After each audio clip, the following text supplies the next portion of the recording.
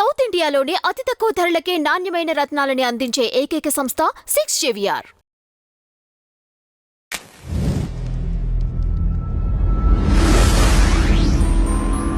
Telugu Desam party అటు కాంగ్రెస్ రెండిట్లో మీరు ప్రయాణం చేశారు. కొన్ని రోజులు కారు నిలబడివారు. భారతీయ జనతా పార్టీలో కూడా ఉన్నానండి. కాంగ్రెస్ నుంచి ఎందుకు వెళ్ళిపోవాల్సి వచ్చిందంటే అండి, ఆ రోజు బీజేపీకి నన్ను ఆంధ్రాగా చూసి గాంధీ భవన్లో అప్పటికే ప్రత్యేక తెలంగాణ వచ్చేసింది.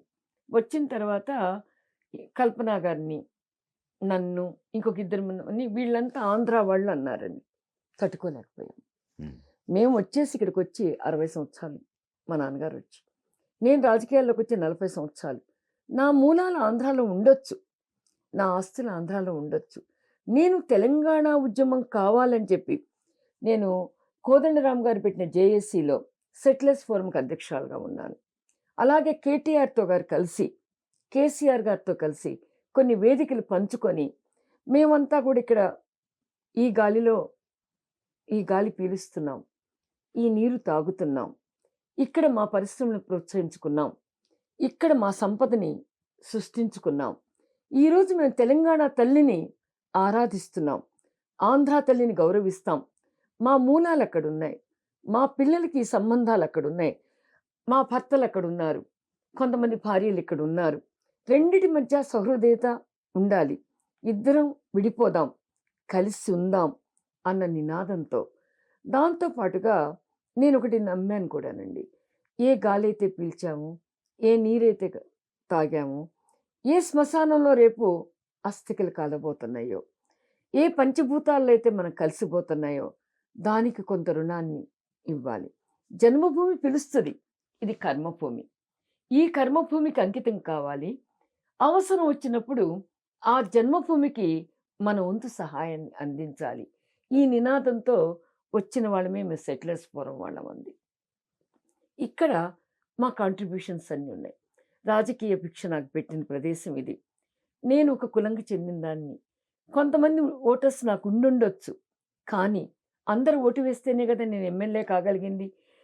తమ భేదం లేకుండా, ప్రాంతీయ విభేదం లేకుండా ఆదరించిన నా సనత్ నగర్కి, తర్వాత ముస్లింల ఆధిపత్యం ఎక్కువగా ఉండి, మైనారిటీలు క్రిస్టియన్స్, ముస్లిం మైనారిటీలు అధికంగా ఉన్న ఆసిఫ్ నగర్లో కూడా నాకు చాలా ఆదరాభిమానాలు ఇచ్చారండి. 26% వచ్చినట్టుంది కదండి మేడం. నాకు ఓటు కాదండి, ఓన్లీ నేను వెరీ లిమిటెడ్ ఓటుతో ఓడిపోయాను.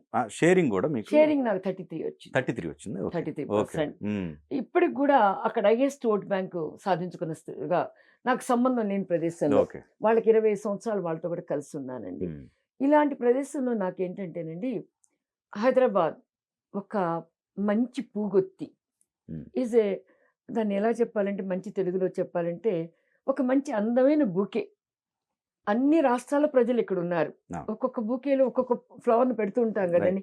అన్ని కలిస్తే ఆ పుష్పగుచ్చం చాలా అందంగా ఉంటుంది. వివిధ భాషలు, వివిధ ప్రాంతాలు, వివిధ వర్గాలు అందరూ ఉన్నటువంటి ఈ పుష్పగుచ్చంలో నేను ఒక పువ్వుగా మారటం. నా పేరు కూడా ప్రసూన. ప్రసూన అంటే పువ్వే. తెలుగుదేశం ఫస్ట్ అవకాశం ఇచ్చిన తర్వాత తెలుగుదేశం నుంచి కాంగ్రెస్కి రావడానికి ఏమన్నా రీజన్ ఉందా? ఉందండి.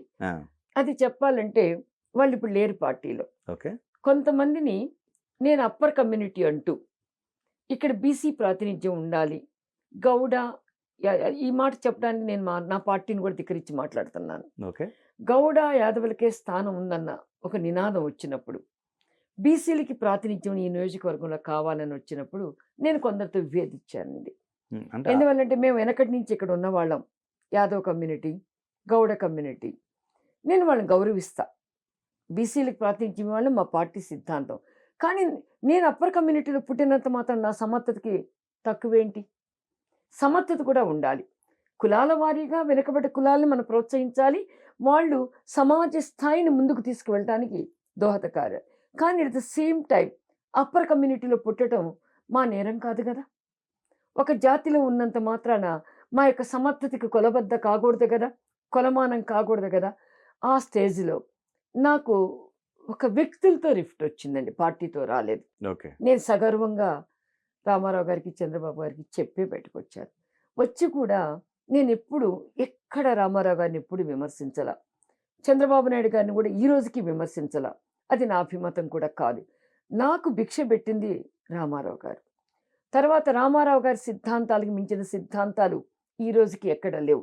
కానీ నాకు స్థానం లేనప్పుడు అది నాకు రామారావు గారు చేసిన తప్పని చెప్పను, లేకపోతే చంద్రబాబు నాయుడు గారు చేసిందని. ఎక్కడైతే సమాజ అంశాలు, సామాజికమైనటువంటి ఈక్వేషన్స్ వర్కౌట్ అవుతాయో త్యాగాలు కూడా తప్పనిసరిగా ఉంటాయండి.